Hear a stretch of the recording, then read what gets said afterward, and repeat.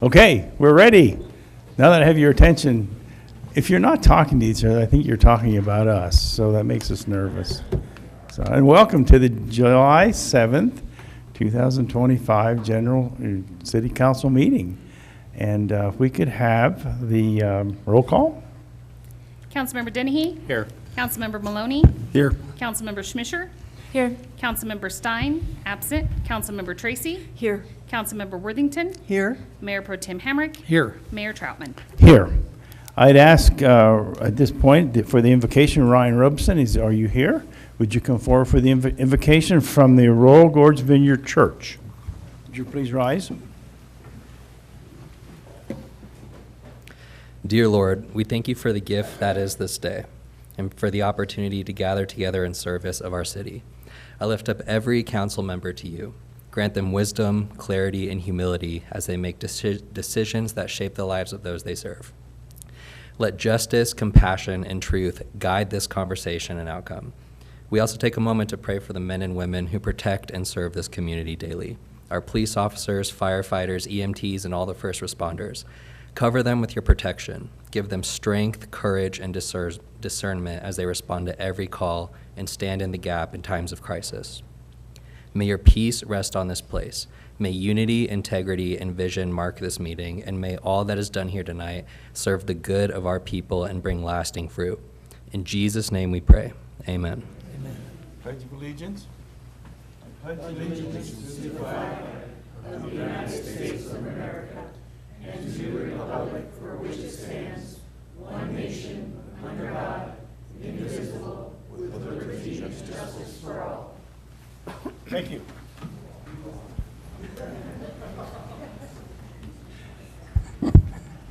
Okay, next on the agenda are citizens' requests to speak to City Council. I have two of them.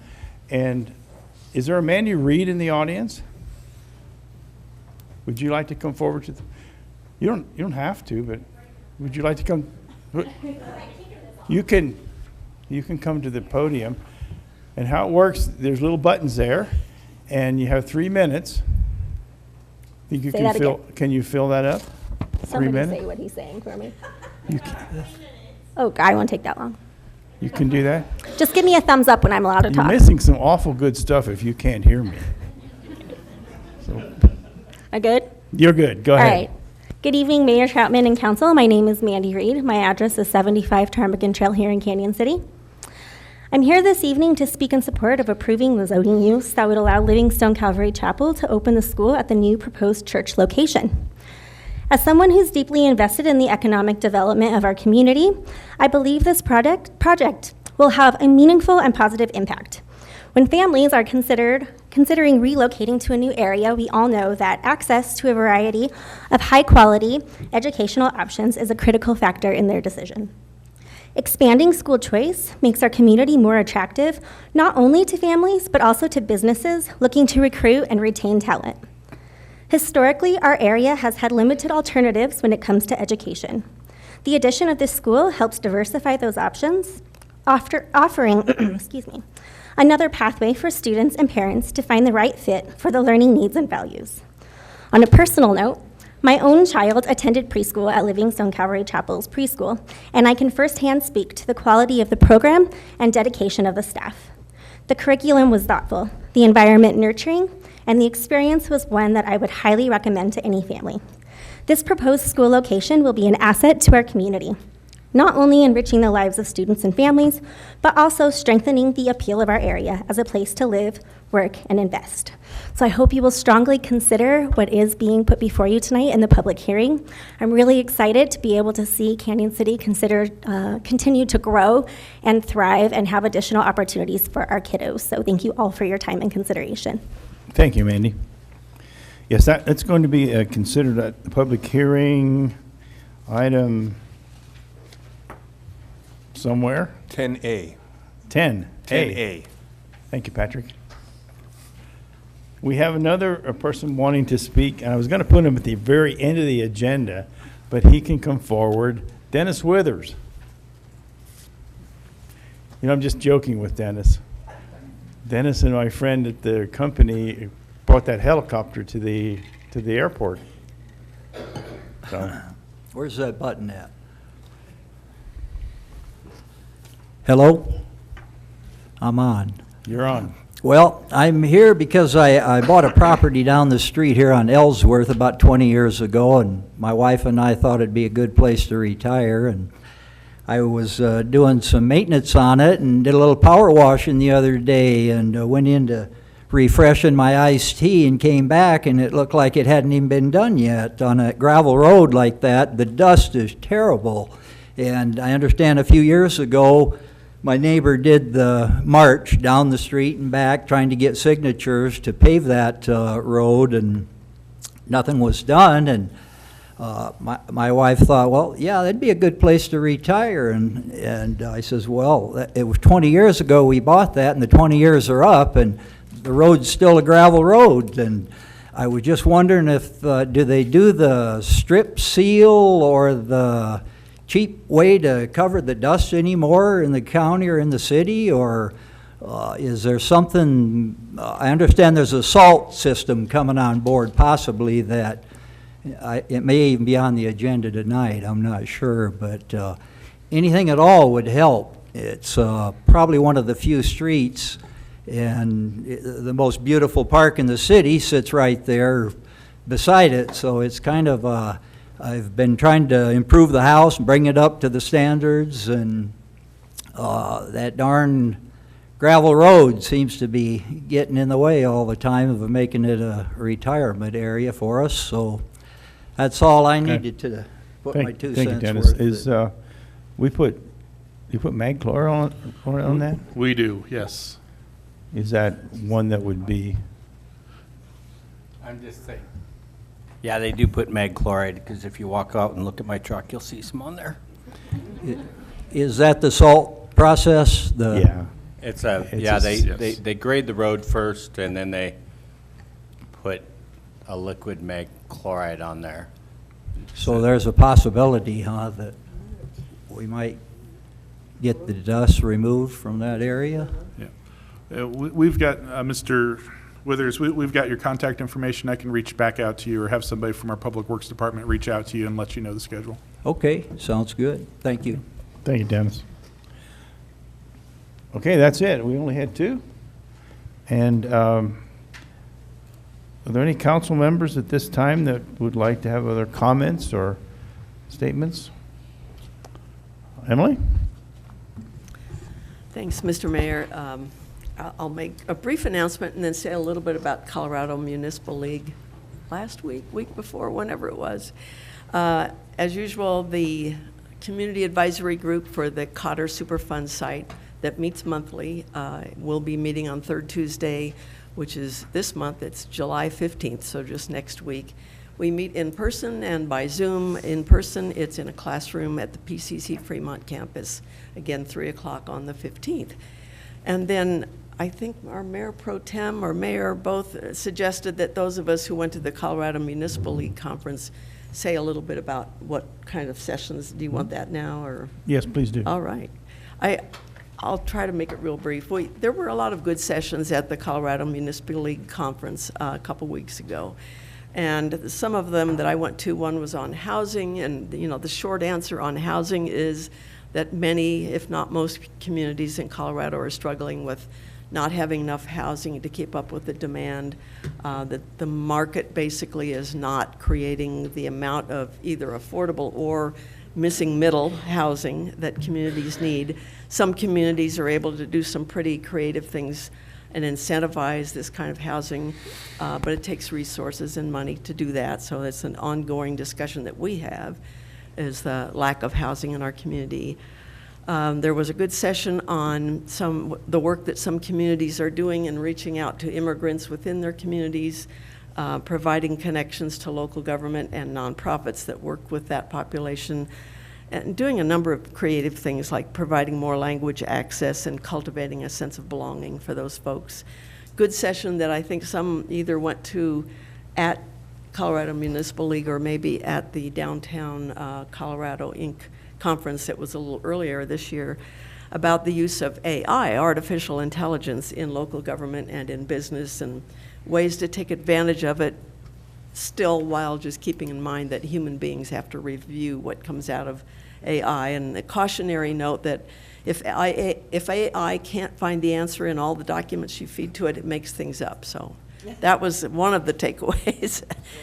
A good session about some communities using community courts in specific ways for unhoused people, things that they're doing to reach out to try to reduce that failure to appear number that can be pretty high with folks who just aren't connected into the system very well or don't have good communication. There's a lot of discussion in several sessions about the changes at the federal government level in terms of funding for different things and how hard it has been for local governments and those who serve local governments to track all of that. You know, as we know, there was another piece of legislation passed last week that will impact the kinds of funds that come down to the local level through the state or not through the state. And then there was an interesting session that I won't elaborate on, but one about nuclear energy in Colorado.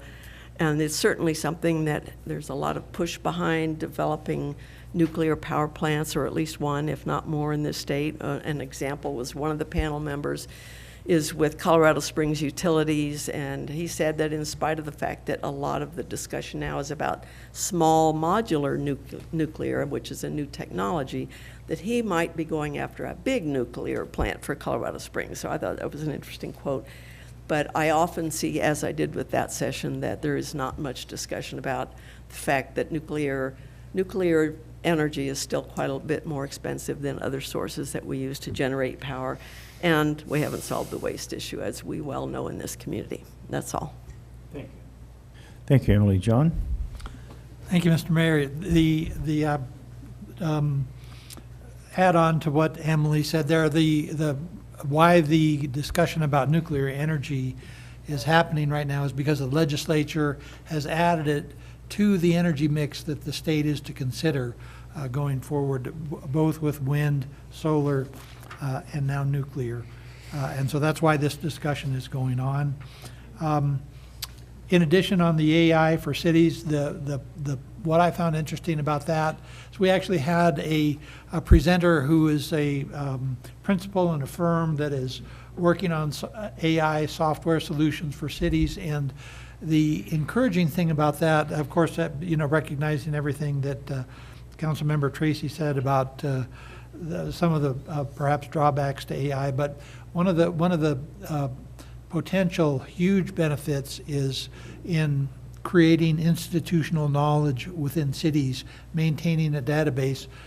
For instance, if we as a council want to know what did council talk about, 3 councils ago in their meeting on whatever subject, whether it was a pool or, the bridge or whatever. But the AI is a way to maintain that institutional knowledge, which I thought was really interesting and very encouraging.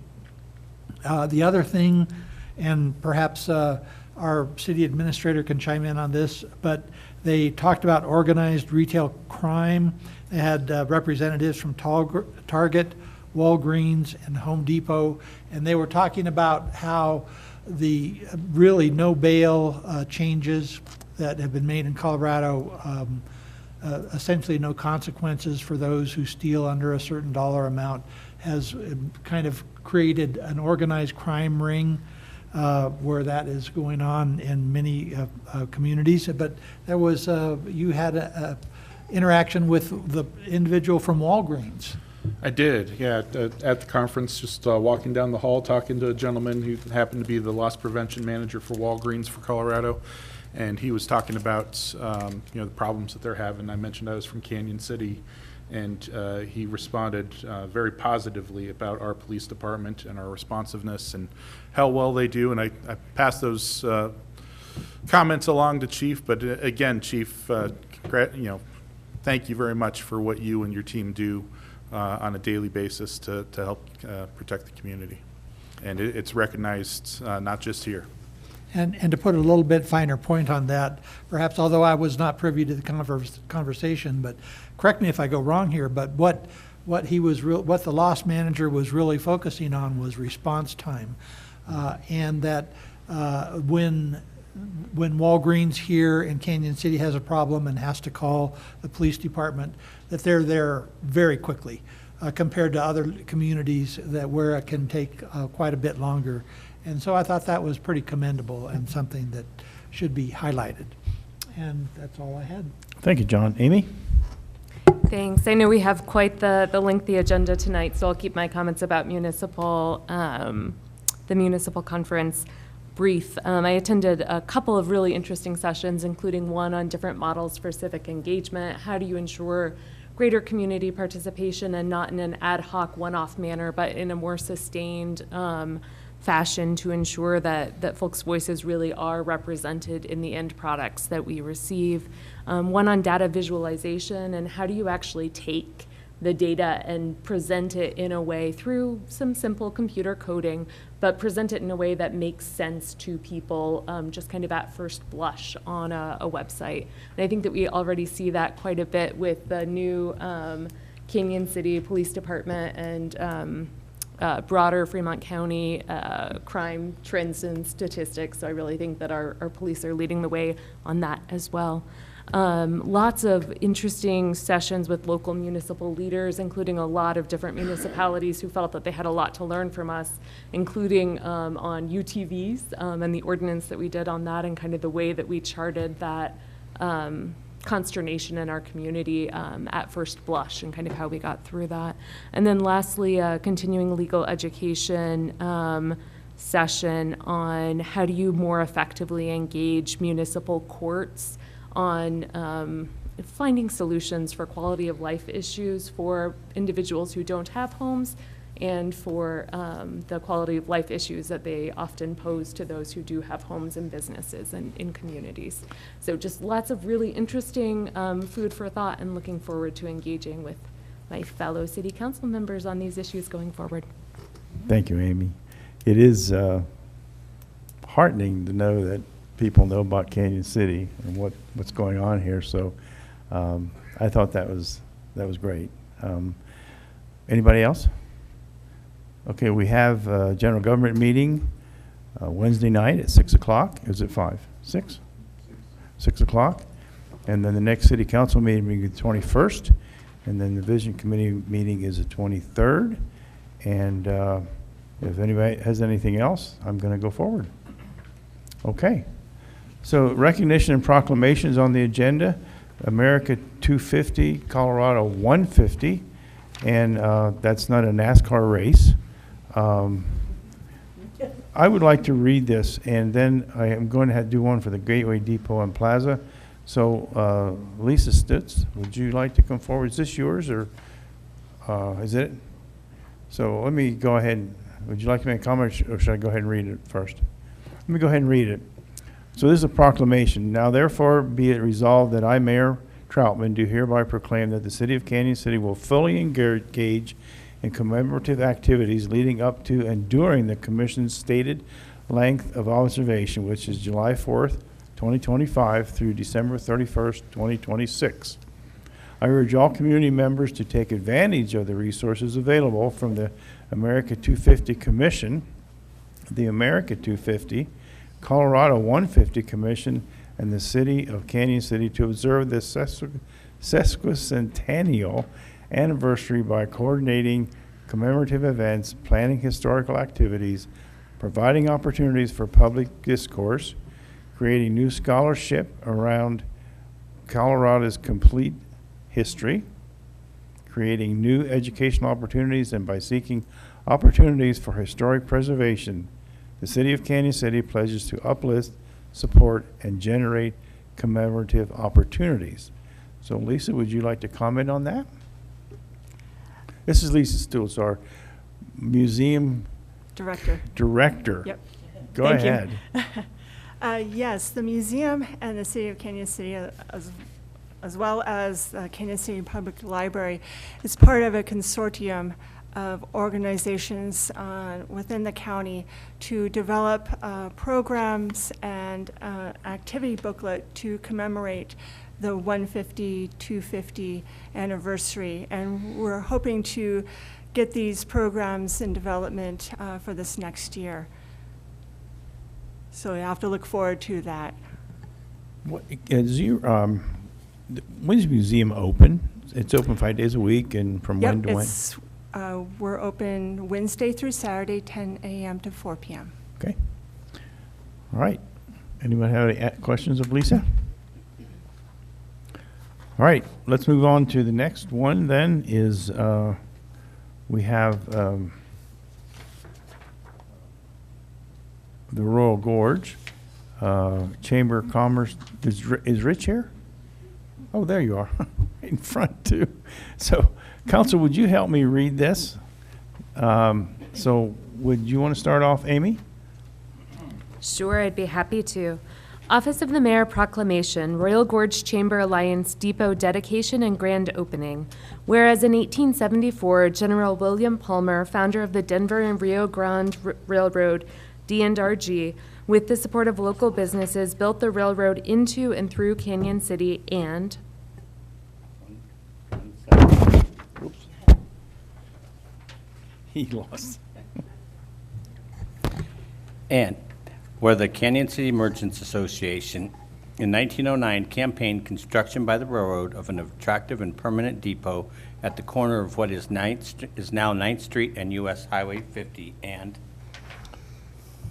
whereas in 1935, the Canyon City Chamber of Commerce was formed by local merchants formed to connect and promote business in the city. And Whereas the Canyon City Chamber of Commerce became the Royal Gorge Chamber Alliance in 2022 with the aim of expanding promotion and support of business and promotion of tourism and economic vitality for the entire Royal Gorge region. And whereas in 2025, the Royal Gorge Chamber Alliance, with the support of local community through its foundation, acquired and remodeled the Denver and Rio Grande Depot and leased Depot Park from the City of Canyon City to create a gateway depot and plaza as a center of business, community and nonprofit vitality, and as a regional and state visitor center.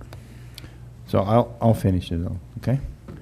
Now therefore, I, Preston Troutman, Mayor of Canyon City, do on behalf of the City Council and residents of this community do hereby proclaim that the Royal Gorge Chamber Alliance be recognized for establishing a first-class business and welcome center in the heart of Canyon City, and that July 10th, 2025 be proclaimed Gateway Depot and Plaza Day in Canyon City.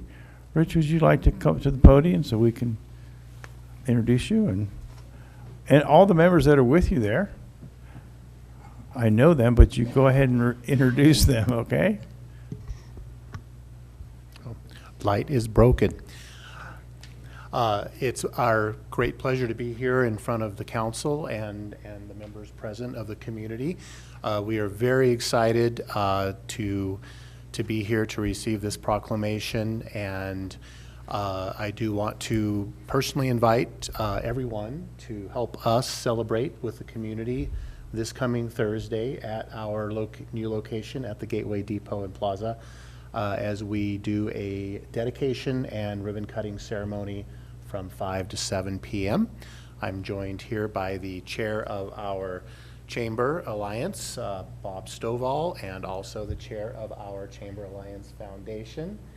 And we are just so excited to have this opportunity. Kathleen Kennedy, do either of you want to say anything? Go ahead, Kathleen. We bought a train station. That never gets old. Members of the council and audience, the one thing I do have to do, doesn't get said enough, is if you've been in there, it's a beautiful place. The man standing behind me did a lion's share of the work, designing shelves, painting, incredible. He spent 7 days a week down there for the last eons or so, and much of what you see is both the vision of Rich Millard and the labor of Rich Millard. So I think he deserves a recognition for that. Thank you. Thank you, Bob.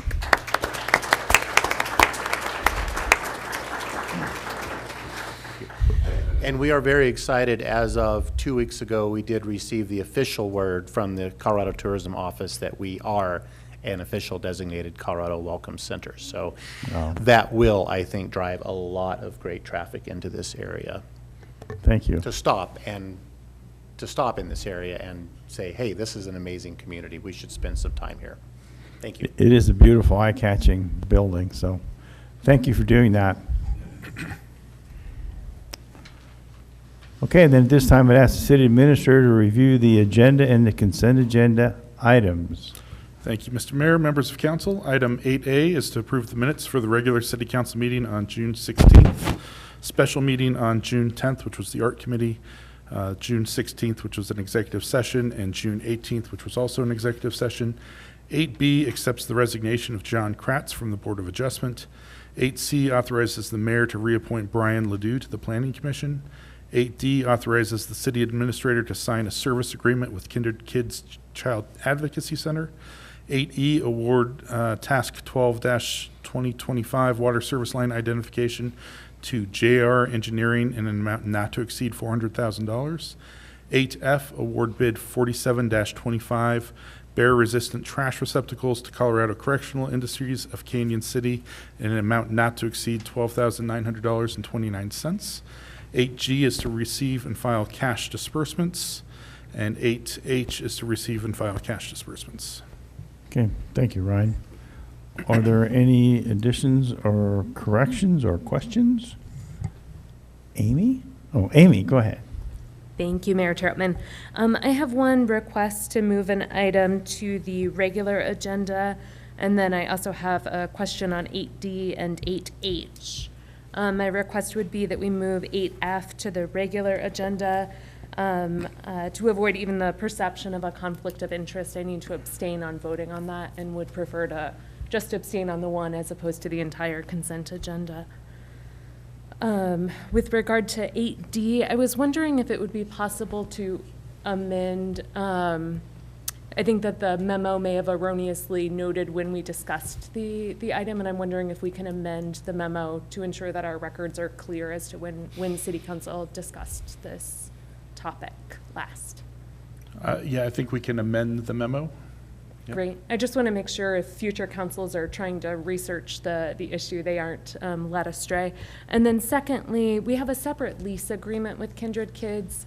And I was wondering if you could just refresh us on when that lease starts and stops so that we understand kind of how this overlaps and doesn't with that separate agreement that we have with them. It is a completely separate agreement. That came to council in January, and I apologize, I don't remember off the top of my head how long it goes. Is it 2 years or 4 years? It's 5? 5 years. Awesome. Thank you so much. And just can't say enough about the work that Kindred Kids does in our community and how lucky we are to have them here supporting not only all of the victims in our community, the Canyon City Police Department, but also all of the kids who are out there. So just thank you very, very much for that. Lastly, with regard to 8H, there's an $8,407.26 charge to Avalanche. Could you clarify, is this payment largely due to the ongoing project delays? Yeah, there are expenses for having the railroad, continuing to have the railroad permit open. So they are related to the ongoing delays, yes. So would it be possible to incorporate this into our insurance ask of Atmos so that the city isn't paying for this, given that the ongoing delays in this instance are not the city's fault? We can make that request, absolutely. Thank you, I appreciate it. Okay, as I understand, you want to remove F? Yes, I'd like to ask that we move it to the regular agenda so that I can abstain from voting on it. So, can we do that? So it will just whoever need to makes be the- made in the motion. Made in the motion, that's the only other portion of it, and then then we will vote on it, and you will abstain from that vote. I will indeed. Okay. Emily? Thanks. I do have a question on item, I'm looking to see, item 8D, the service agreement with Kindred Kids. On the third page of that agreement, which on our digital copies is digital page 26, it references background checks, that the center will ensure that background checks have been conducted on all direct service advocates and volunteers. And I wonder if that language instead should say something about those advocates and volunteers passing a background check, not just that they are subjected to one. So I don't know if the police department or anyone has. a Lori, would comment you on like that. to come? Lori Jenkins is the Yeah. director, so. It'd be great. Hi. So I did have a conversation with the chief about that. He did mention that to me. Okay. We are in the process of redoing our MOU and our policies and procedures because we're up for accreditation as well. And that is something that we can add into there to say that they must pass those. In order for our advocates to work in our office, they have to pass a background check as part of our accreditation requirements. But I'm happy to add it into the language of that document as Yeah, well. that would make sense. That's helpful to know that, and yeah, I think it helps to have that language in there so that anyone looking at this agreement can understand that, yeah, they'd have to pass that. Yeah, Thanks. absolutely. Thanks. Any other questions of Lori? Thank you, Lori. So that then, as an amendment, would come back to council, or is that just, we just going to sign it? No? I think You're we're okay? good to approve tonight. Okay. The amendment will come through the MOU, the Memorandum of Understanding with the Advocacy Center. Okay, all right. Any other questions on the agenda? Consent agenda, then I would go ahead and ask for a motion, understanding that F will be deleted and brought back for different motions. So, Amy? I move that we approve the consent agenda, moving 8F to the regular agenda and the rest of the agenda as written. Second. Second, thank you. Any questions on that motion? Any comments? Would you call a roll, please? Councilmember Dennehy? Aye. Maloney? Aye. Schmisher? Aye. Tracy? Aye. Worthington? Aye. Mayor Pro Tem Hamrick? Aye. Okay, then I would ask for a separate motion approving the award bid 47-25 bear-resistant trash receptacles to Correction Industries of Canyon City in an amount not to exceed $12,900.29. I'd ask for a motion on that. Would like to make that motion? So moved. John? You so moved. I'll second You're that. going to second that, okay. And any discussion on that? I just had a question, is that where are the bear resistant, where are they going? Where are the receptacles going? They'll be going into the parks, the mountain parks, and Oh, okay, the mountain parks mostly. Okay. All right, that's the only discussion I know of, so would you call a roll? Councilmember Dennehy? Aye. Maloney? Aye. Schmisher? Abstain. Tracy? Aye. Worthington? Aye. Mayor Pro Tem Hamrick? Aye. Well, thank you. And now, at this time, the much-awaited for city administrator's report. well, I covered the item I was going to cover in the administrator report, which was the CML update and the credit going to the police department. You have the written report. I'm happy to take any questions. I know we have a packed agenda tonight, so I'm not going to belabor them. Okay. Thank you for that. Any questions? Okay. Then, next on it is to open a public hearing. And at this time, I would like to open a public hearing. 10A, introduction and adoption by title only of Resolution 04, Series 2025, entitled, "A Resolution of the City of Canyon City, Colorado, approving a special review use regarding a school in the R3 district." And we would ask our zoning director, Patrick, would you like to comment? Good evening, Mr. Mayor and members of the City Council. This evening, we are here to consider a request by applicant Reverend Sean Meeher of the Livingstone Cavalry Chapel for approval to locate an elementary school as an associated principal use of a property within the R3 High-Density Residential Zone District. Under Canyon City's Unified Development Code, schools of any type, from elementary schools to universities, require approval of a special review use in a residential district. The subject property is addressed as 320 North 16th Street and located at the southeast corner of North 16th and Franklin Avenue. There are two lots which make up this property. The smaller of the two is the southern lot, comprising 27,721.8 square feet and includes drive aisles for circulation both within this property and connecting to the City Market property immediately east of the subject property. The southerly parcel is also the subject of a lease between the current property owner and Canyon City and City Market to allow truck deliveries to City Market to use this drive aisle for egress purposes when a delivery has been completed at the City Market. Two of the larger lots contain an existing church worship space, classroom facilities, and a detached two-car garage and associated parking. This lot is comprised of 137,969.9 square feet, and the existing buildings were originally constructed in 1968. It is interesting to note that both lots did not always share the same R3 high-density residential zoning. While the smaller lot has always retained an R3 high-density residential zone dating back to when the existing church was built, the larger lot, however, was zoned R2 medium-density residential until as recently as 2010, when it was rezoned to R3. The existing church space has a 250-person seating capacity. The parking requirements for a church are 1 space per 4 persons of rated capacity, or 100 spaces. This is how many exist on site currently in an angled parking configuration. Livingstone Calvary Chapel is the prospective buyer of both lots, and they seek to utilize the classroom space for more than simple Sunday school studies. They are seeking to create a private parochial elementary school with an enrollment limited to 80 students. It is this school use component which triggers the need to obtain a special review use approval.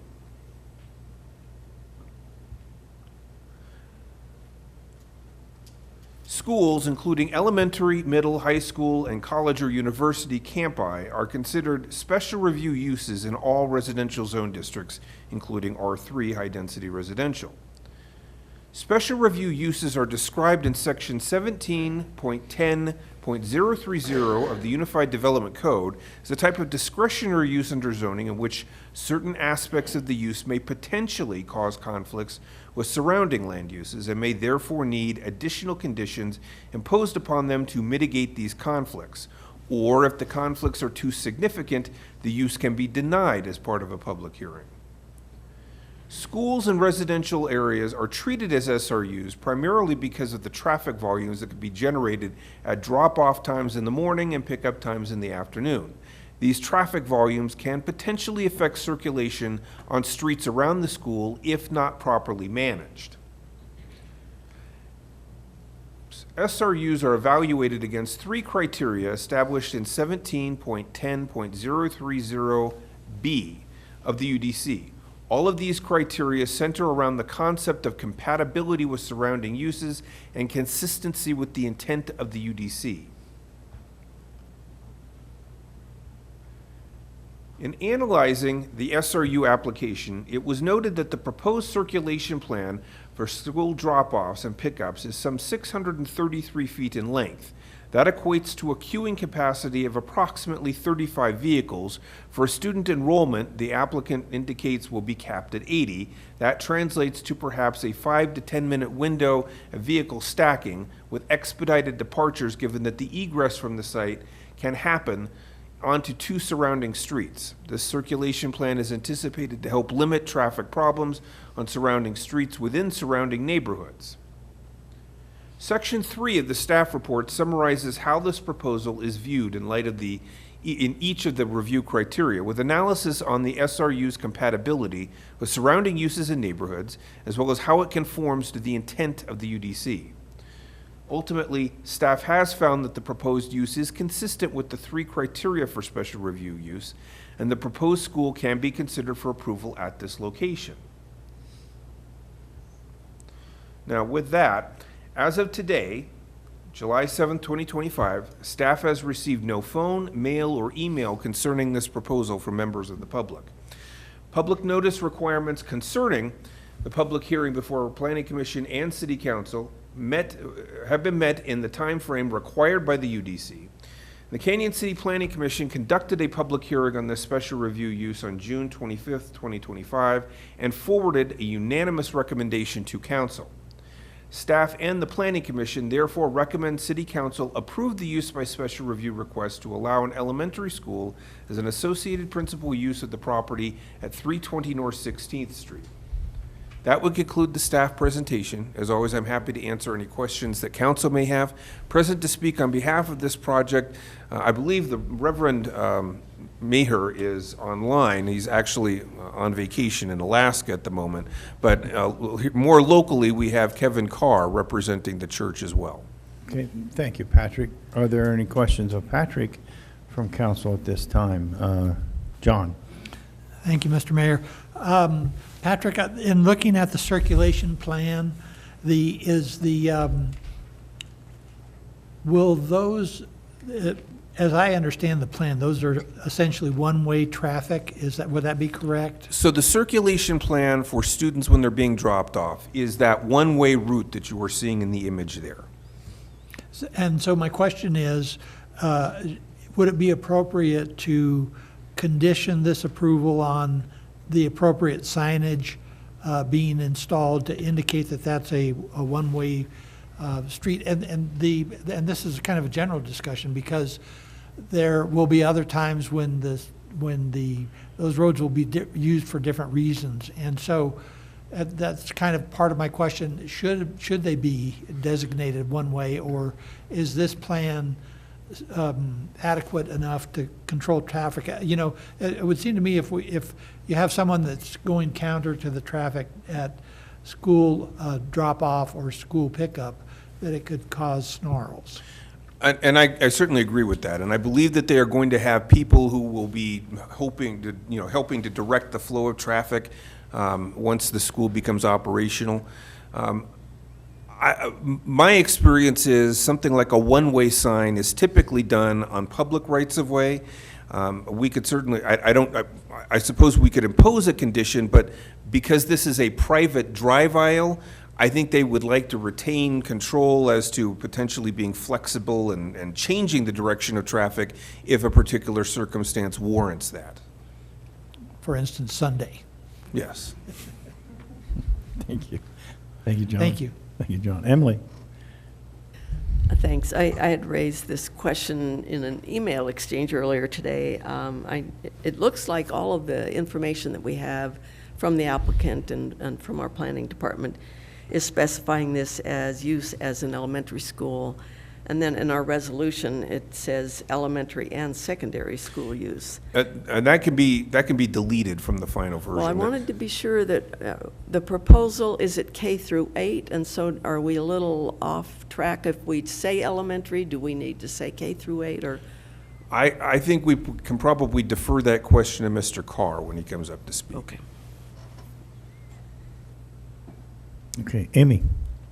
Thank you. Thanks for that presentation, Planner Mulready, and all of the time and work that I know must have gone into this package and the work with the applicant as well.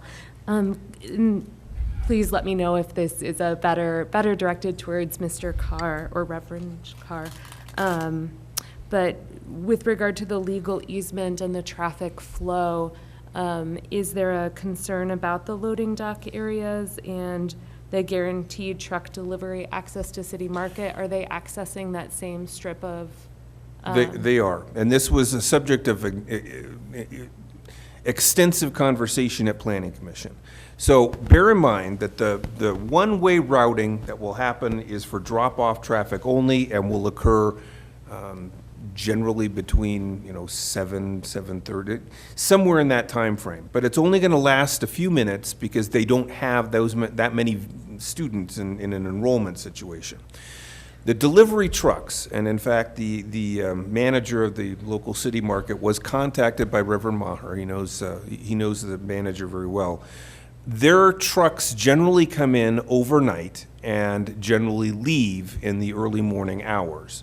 So while they will be going contrary to the one-way traffic flow that's being depicted here, they are not anticipated to interact with any actual traffic going to the school because their hours of operation getting into and out of the City Market property are completely offset by when the school is operating. That's wonderful to hear, and I'm so glad that those conversations have already taken place. My second question is, in the city packet, It notes that when the school was last operating at full capacity, there weren't any issues with traffic So or congestion. we actually looked into, did we have things like code enforcement complaints in this area, and we found none. And we later determined, in fact, we determined earlier today, that that's because this property was never actually operated as an elementary school. It has only ever served as a Sunday school. So there have never been weekday conflicts in terms of an operation of a school at this location. I see. So have you done an analysis with regard to traffic flows? I'm thinking particularly about the 15th Street roundabout and how that can get backed up at key periods of the day, say around 3:30. So we did send a referral, obviously, to Public Works. Public Works did not have extensive comments on this particular project. They see the fact that there are two potential egress routes out of the property that have the ability to bypass the roundabout. They're not seeing conflicts with the roundabout and stacking of traffic on 15th. Do we know what the projected time periods of operation? And again, if it's a question better for Mr. Carr, happy to defer to Mr. him. Carr could probably speak better to the hours of operation, but what we are given to understand, the morning drop-off will be where the line is in fact formed. And that will take probably about 10 minutes at most for drop-offs. And then in the afternoon, the parents coming to pick the children up will actually park in the parking lot, and the children will be escorted out to the cars. I see. And I'll ask him with regard to what time periods those may be. And then I believe I saw Director Evans in the audience, so he may be able to speak to traffic flows at those times. Thank you. I appreciate it. Okay. Anyone else for Patrick? Could we have Mr. Carr? And I see Sean up there on the, are you there? Hi there. Come on up and introduce yourselves. Good evening. Which is the real Mr. Carr? I am Kevin Carr. Oh, okay, This Kevin. this is Bill Raymer. And so Bill and I are both on the board with supporting Pastor Sean and supporting the church. And Bill has a lot of background with schools, and his wife Debbie as well, so we'll be able to answer your questions.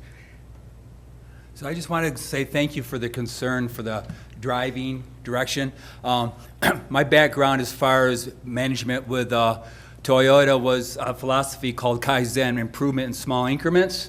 And those ideas as far as driving, we're here to keep everyone safe, keep the traffic flowing. So we're not opposed to changing the direction of the traffic flow. I mean, the ideas that brought up Planning Commission and what brought up today is excellent. And nothing's set in stone. As far as the hours, right now we're talking about 8 o'clock start time, mainly because that's what the preschool currently is actually starting at. Hey, if we can get the kids out earlier, they'd probably enjoy that, right? So, I mean, nothing's set in stone. We're flexible to keep the children safe, keep the traffic flowing. And as you can see, there is 3 ways to go. They can go down 16th Street, 2 different directions. They go 2 different directions on Franklin, and then no telling where the students are going to be coming from. Are they coming from north, south, east, or west? It's not a school of 1,000 kids or 500 kids. So, I mean, we're talking 80 students approximately. Some of those may be doubling up, so we're talking maybe 40 or 50 cars at the most at drop-off and, pick-up. Okay. The hours are 8 to 3:30 or? Hey, we don't know for sure. We haven't, because let's say 8 to 3:30. Okay. What happens if we come into traffic flow issues, and which we don't anticipate? We could keep them till 4:30. I don't know. We don't, jokingly side. What's that? Push it up, push it Yeah, back. push it up, back, depends on what we need. I mean, we're not controlled by the city or the state to tell us when our kids are going to be flowing in and out. Is it K through 6 or K through 8 that you're going to be programming? So it's K through 6 to start out. And then as the 6th graders graduate, they'll become a 7th grade class. and then there will become an 8th grade class. That's the vision that Pastor Sean has right now. So But to you're start not- out initially is K through 6. So 8th grade is it. From there, they go to high school. Right. Or wherever. Okay. Questions from council? Tim? I have no questions on your thing. I just want to say, just kind of to reiterate, I think this is a great thing for Canyon to get, just to have another school outside of the public schools. I heard Mandy say that her son went to the Livingstone preschool. My son went there as well one year, and was a fantastic, not my religion. I mean, it is my religion, it's Christian-based, but I'm a different religion, but it was a fantastic deal. But I think this is a fantastic opportunity for people in Canyon, and especially those who are more, maybe have some faith-based and want to have their children go into that type of a program. I think this is an absolutely fantastic opportunity for Canyon. Thank you. Amy? Sorry, apologies. I think just following up on Councilwoman Tracy's question, and this might be a question at this point for our city attorney, it should be elementary and secondary, correct? Since it would go through 8th grade? So that's actually what we're looking at. We're looking at the wonderful. definition of elementary school in the city's code, and it's kindergarten through 8th. Perfect. So Okay. So secondary we would can be high strike school. Yeah. secondary from, perfect. And then my second question was just I think I heard maybe a little bit of conflicting information with regard to the school that was operated previously at your church facility. Was it just Sunday school, or was there a daily preschool that operated during the week? Or if you could just give us a little bit of that history so we can understand the context. So we are moving into this new building. Currently, we're at the old skating rink. That's how everybody refers to it. The skating rink on 9th Street. We're moving over to First Christian Church. So next Monday, we are going through the closing, and we're switching buildings, right? So this is our first opportunity to go in. The school will not be open until the spring of '26, so we have over a year to get everything ready. Is that right? Fall, thank you. Fall of '26. As far as my understanding, and I talked to their chairman today, chairman of their board, and also their secretary of their board, and they were not aware of a school being in the building before either. The only thing that they have had is classrooms for Sunday school, Pioneers, which is sort like Awanas, so they house that. They house some meetings in those classrooms. But as far as the school, they were not aware of a school in that building either. Okay, thank you. Okay, well, this time, is anybody of the public that would like to briefly come up and speak to us? Yes, sir. Would you come up and give your name and?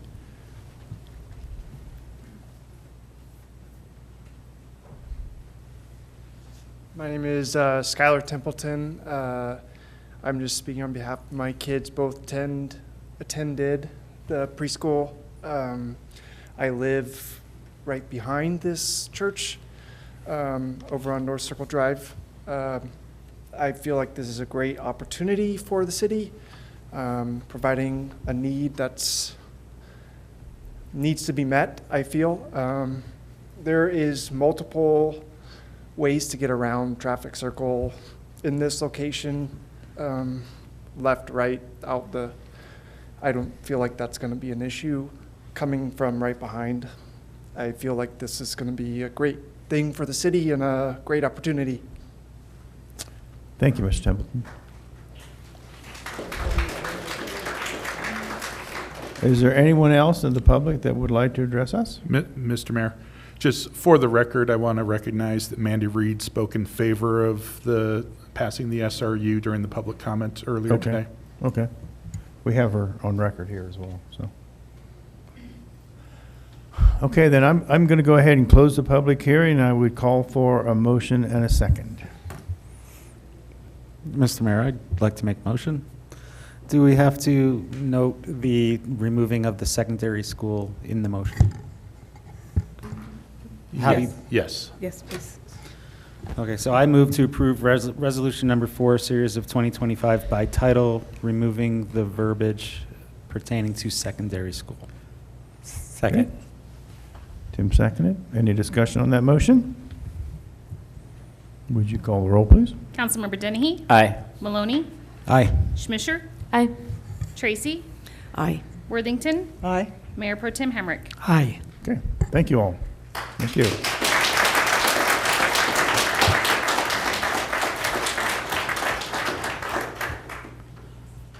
Okay, this calls for a public hearing. This is a second reading, which isn't a public hearing, is it? It is. It is? Okay.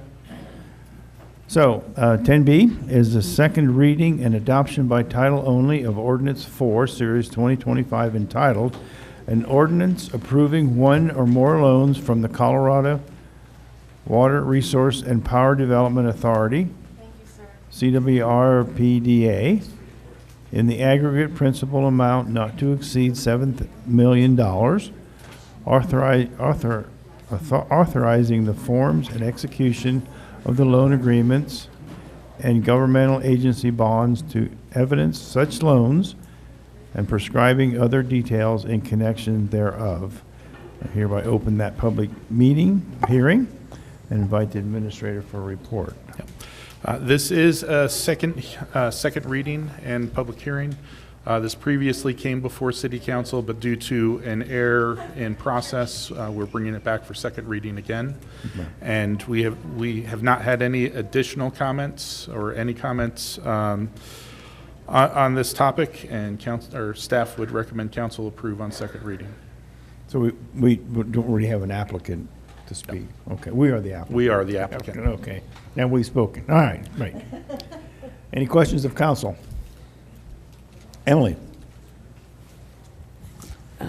Yeah, I'm not sure if I'm just not reading it right or if the question remains, but on digital page 113, there is, in the language of the document, under number 8 on that page, it says notices of the meetings of April 21 and May 5th in the forms attached hereto as Exhibit B were duly given. Do we need to add July 7th to that paragraph? I have fixed that. I apologize. We took out the April reference because I did not get that published after the April meeting is why we have to do this again when I was on medical leave. So we removed the reference of April, and I have put May and the July. But in this paragraph in our copy, it still says April and May. Yeah, it But got it's- changed online, and in Okay. the one that's going to get signed, it will be changed. Got it. Thank you for clarifying on that, for catching that. Yeah, thanks. Any other questions of council? If none, any questions from the public? It's very quiet. I would like to then close the public hearing at this time and ask for a motion and a second. This is where someone makes a motion and a second. Go ahead, John. Thank you, Mr. Mayor. I move that we approve ordinance number 4 on second reading. Second. Made and second, thank you. Any discussions on that motion? Would you call the roll, please? Councilmember Dennehy? Aye. Maloney? Aye. Schmisher? Aye. Tracy? Aye. Worthington? Aye. Mayor Pro Tem Hamrick? Aye. And then we're going to open up another public hearing, introduction and first reading by title only of ordinance 6, Series 2025, entitled "An Ordinance of the City of Canyon City designating structure located at 222 Griffin Avenue, Canyon City, Colorado as a historic structure." I'd like to ask Lisa to comment on this, if you will, Lisa. Thank you, Mayor. Thank you, City Council. This is a public hearing and consideration to adopt an ordinance for the designation of the house at 222 Griffin Avenue as a local historic structure pursuant to the city's municipal code, section 1230-090. The name of the structure is the George P. Smith House, or the Smith House, located at 222 Griffin Avenue in Lot 9 of Block 1 in Catlin's Second Edition in Canyon City. The current owner is Lab Grown Projects LLC, and the owner was mailed a notice of the property, at least 15 days prior to this public hearing, and signs were posted at the property at least 15 days prior. This house was built in 1898. The original owner is George P. Smith. The architect, builder, and designer, unfortunately, is unknown, and the structure has not moved from its original location. The George P. Smith House is a 1.5-story brick house which reflects two different architectural styles popular at the time of its construction. Its folk Edwardian elements are evident in its multi-gabled roof, simple porch columns, and window accents. The two large leaded glass double-hung windows on either side of the front entrance are original. The exterior of the house is the original brick, and it has never been painted. The wood lap siding at the back porch is also original, along with the brick chimneys and its stone foundation. The house has many other original features, including other double-hung windows, original interior wooden floors, window trim, floor moldings, pocket doors, fireplace mantel and tile, floorboards, as well as the main staircase with baluster. The back kitchen pantry and back entrances to the house are also original. The structure has undergone a few minor alterations. The upstairs entrance and the metal fire escape staircase along the west side of the house were added likely when the house served as apartments. The side door entrance on the east side of the house off the parlor appears to have been added later as well.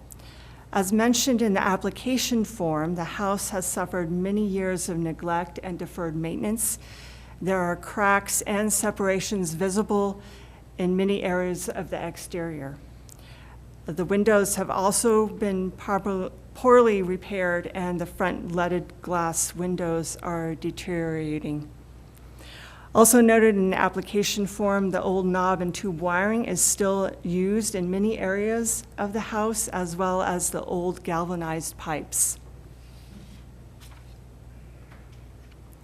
As per the Fremont County Assessor's records, the house was constructed in 1898. George P. Smith, an early settler to Canyon City, owned the land and the house.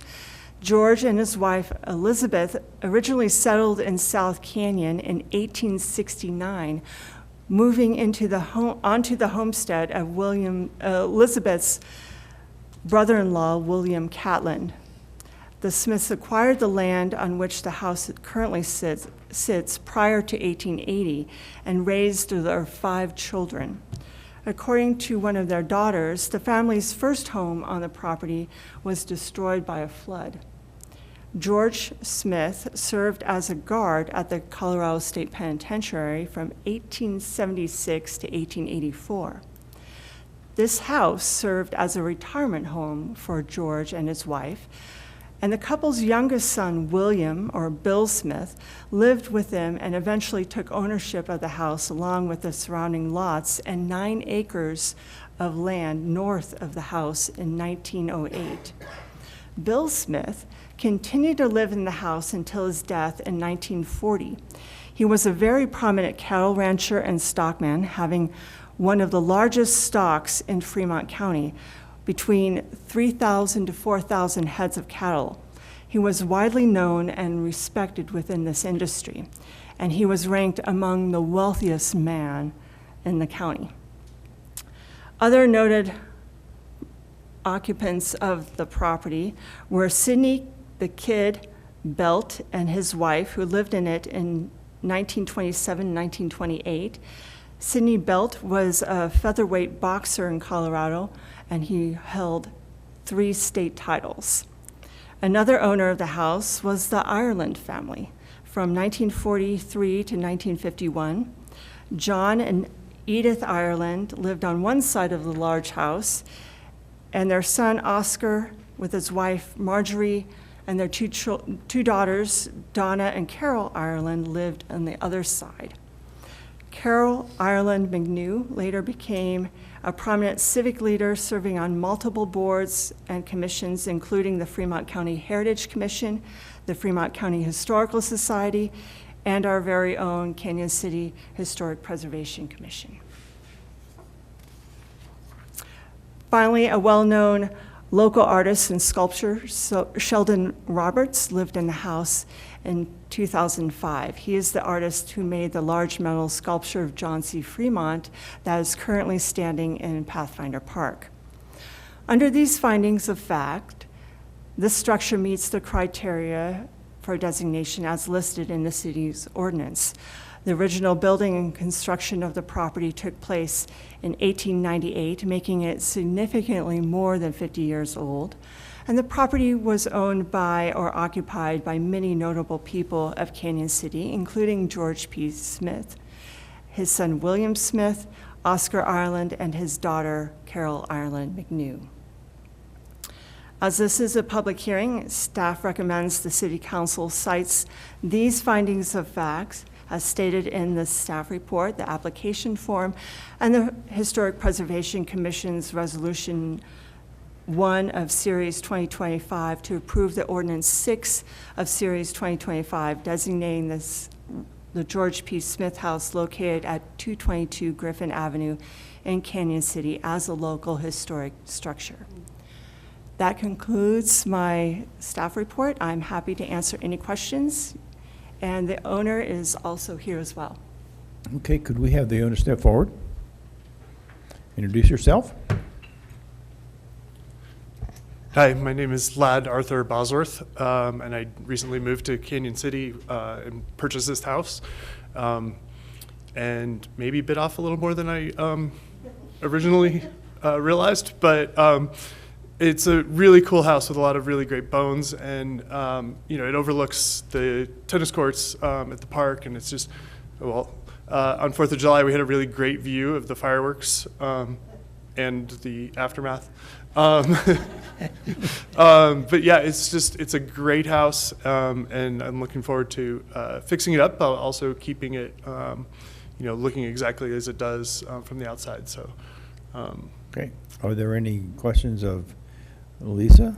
Or your first name was Ladd. Sorry, Ladd. L-A-D-D. Ladd. Oh, okay.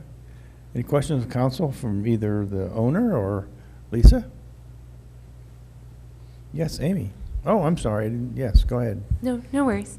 Director Stutz, could you speak just a little bit about how the findings of fact are derived? Do those come entirely from the owner in terms of what's original and what's been changed, or do you and your staff research this? We go out to the house too and inspect. We can tell pretty quickly whether or not something has been altered. Definitely the fire escape on the west side was an add-on. And other information that we have in our subject files, our address files, to tell us a little bit more. Understood. Thank you. Appreciate it. And good luck, Mr. Bosworth, with what you have bitten off. Kathy, did you punch your button? Oh, okay. Just for my information, when you designate this home as such, what are the parameters? What does that mean to the owner or to the city? Are there only certain things you can do? Can you address that?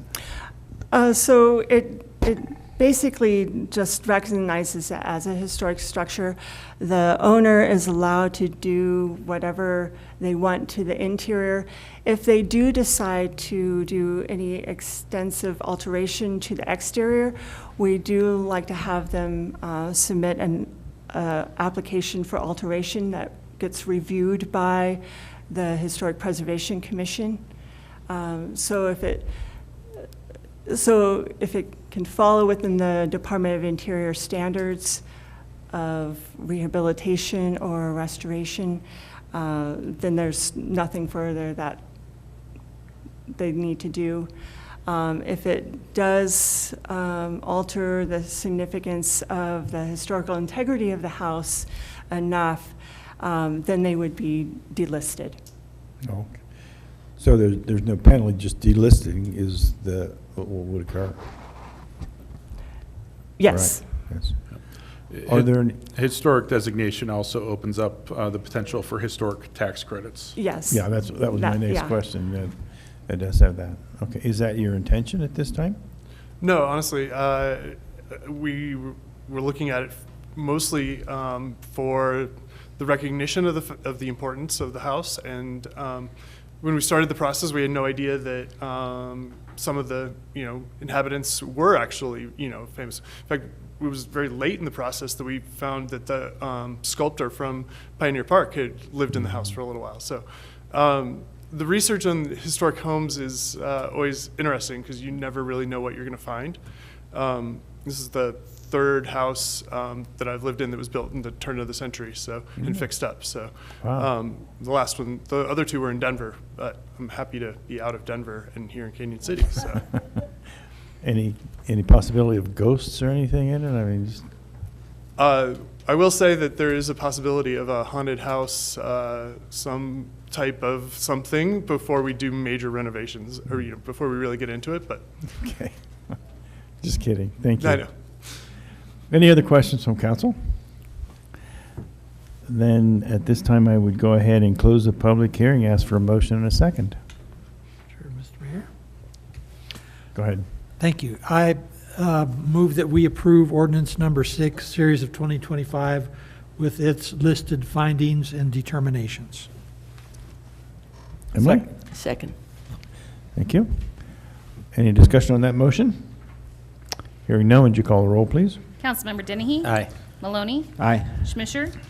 Aye. Tracy? Aye. Worthington? Aye. Mayor Pro Tem Hamrick? Aye. Okay, thank you again. Thank you. Interesting. We'll keep an eye on that. So, okay, next is discussion. It's the second reading and adoption by title only of ordinance 7, series. And thank you, Lisa. I didn't mean to jump right into it there. Thank you. Second reading and adoption by title only of ordinance 7, series 2025, entitled An Ordinance of the City of Canyon City, Colorado, appropriating sums of money to defray expenses in excess of amounts budgeted for the City of Canyon City, Colorado for the 2024 budget year. And I'd have the administrator address that.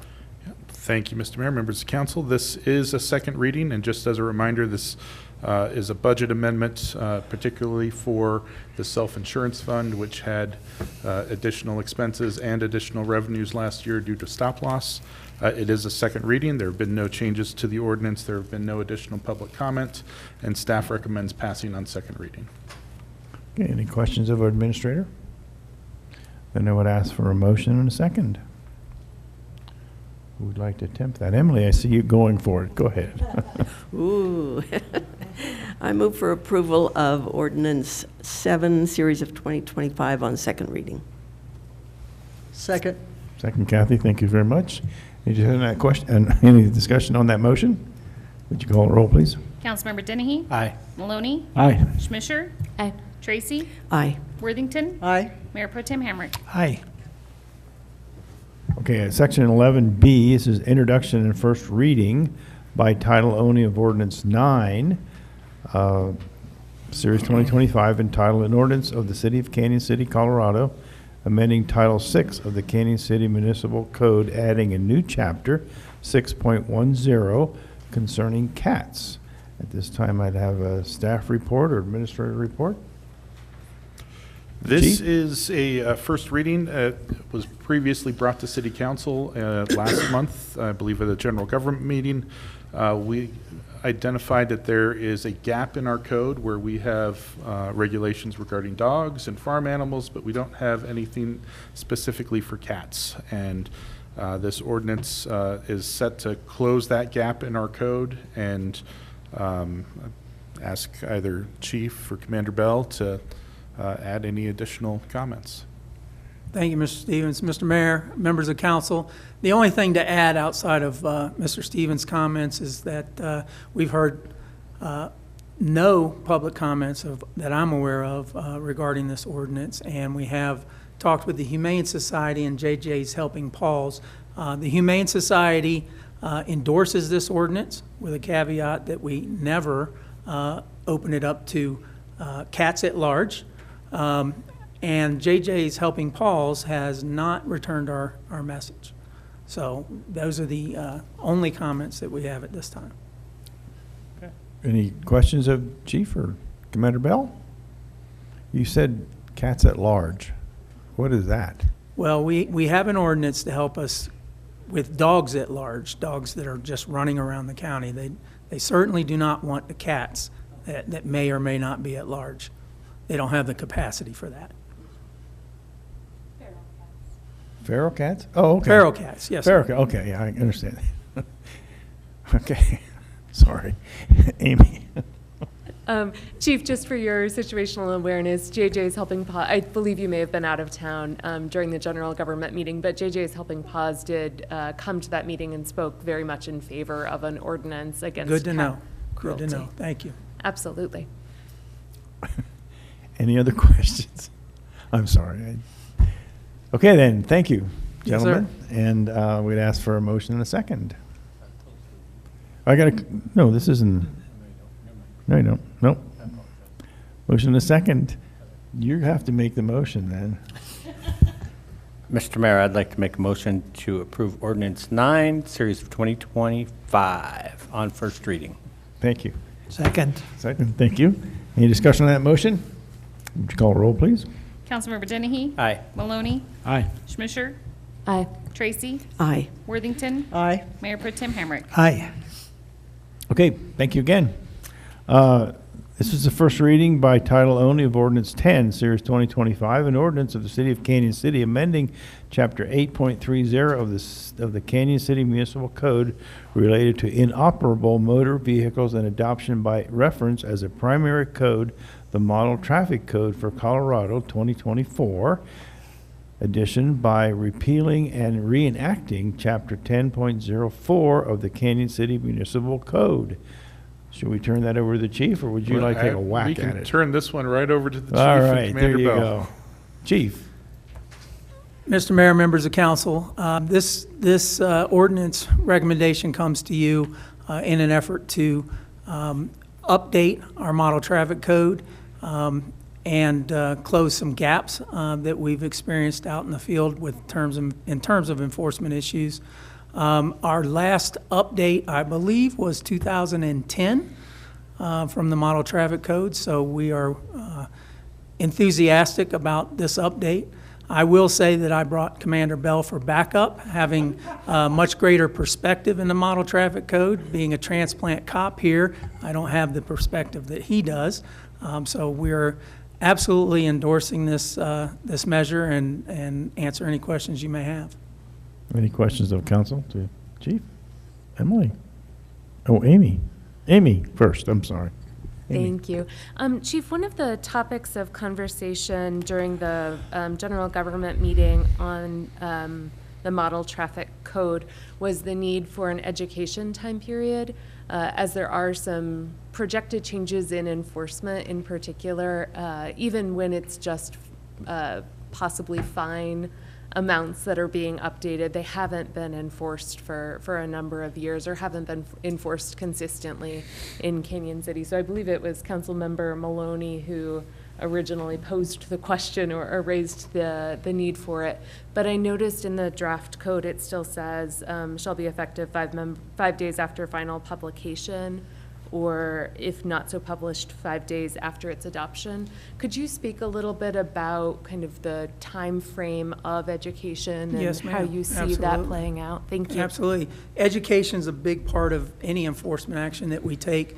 And I believe Ms. Sellers can speak more intelligently to that, but I think that's standard language for that code section in terms of enacting it. But we would not take any enforcement measures for at least 30 days after the passing of that ordinance, after we fulfill our obligation to help educate the public on any changes that have taken place. And that can be from contact with folks out in the field who may or may not be in violation of that. That could be flyers, other PSA mechanisms, PSA videos, that type of thing. Thanks. I think that that would be really great and really important. I think in the past, it may have been with the shopping cart ordinance that we kind of put a clean date in of January 1. And I'm wondering if we could put in a date of, 30 days after second reading or 30 days after adoption or publication, just so that we are clear and we are unambiguous as to when enforcement will begin. Thoughts on that? We've done that on several occasions to delay the effective date, so if council wants to do that, that's. Yeah, just- I think we that can would be modify that helpful. on second reading. On that's- second reading. I mean, we'll modify it after first reading, so you don't have to go through first reading again, so. Great. yeah. Yeah, I think if 30 days sounds good from everyone else's perspective, that makes sense to me. And if the CCPD and perhaps with the help of our public information officer could make that concerted effort during that time period, that would be much appreciated. Would you still then, so you have 30 days after we pass it, and then you would still take a 30-day period or period after that? Or is that 30-day period inclusive of educational type activities? Yeah, that 30-day period would be for that education period, and so Okay. that it's unambiguous as to when enforcement begins. What do you think about that? Where we will absolutely support council's will, and if that's 30 days, 45 days, 60 days, we'll educate the public accordingly. Enforcement we don't typically like enforcement to be our first action. And that's I understand that. well established with our CSOs who maintain an 80% voluntary compliance. So even when the enforcement option is there, that's not always our first pursuit. Yeah, I appreciate that. Yes, sir. Emily? Thanks. I have a question under the section on modifying speed limits, and on the digital copy of the packet, it's kind of starts at the bottom of 171, goes into the top of 172. It's in reference to the different speed limits on different types of roads and streets in town. Item B at the top of 172 says 25 miles per hour in any business district. And I was thinking we were going to change the Main Street part of all of that to 20, but I wasn't sure if that's reflected here or somewhere else, or should this say 20 instead of 25? I was going to say, I believe we changed that previously in a different section. Is that right, Leo? I don't have that section in front of me. I believe those are the statutory speed limits. So if there's not an engineering study or another action that otherwise modifies the speed limits, that's the speed limit that would apply. But you're correct. Main Street was reduced previously. So we have that at another place, and so we don't have to worry about what it says right here. Correct. Okay, thanks. And that's Leo's perspective. And I'm glad he was here. See, there's always use for engineers, you know what I mean? Yes, sir. Yes. Any other questions of council? Well, thank you, gentlemen. Yes, sir. Again, just one more thing before you get away. Thursday, Coffee with a Cop at Village Inn, Yes, right? sir. Yes, sir. Y'all come out, right? Yes, sir. That's a great time, good time. And we would encourage families with unregistered bikes to bring those down. Mhm. Mr. Maliko has kindly offered to pay for registrations for 100 bikes, so we can Wow. try and amplify our registration efforts. Yeah, I think we should try and use up all that money from Mr. Maliko. He's a So- great community partner. He is, he is. And thank you, gentlemen, and we're very proud of you. Thank you, sir. Thank you. Okay, having no more questions, I would ask for a motion and a second. Emily? I move we approve ordinance 10, series of 2025 on first reading. Second. Second, Tim, thank you. Any discussion on that motion? Excuse me, Mr. Mayor, just really quickly to clarify with the amendment to the effective date, Councilmember Tracy? Yes, thank you. So it's amended to a 30-day date. That'll come out on the second reading? Right, okay. Then we have a second from Tim. Any discussions on that motion? If not, would you call roll, please? Councilmember Dennehy? Aye. Maloney? Aye. Schmisher? Aye. Tracy? Aye. Worthington? Aye. Mayor Pro Tem Hamrick? Aye. Okay, well, thank you so much, and we'll see you, everybody, Wednesday for a rather interesting general government meeting. We are adjourned.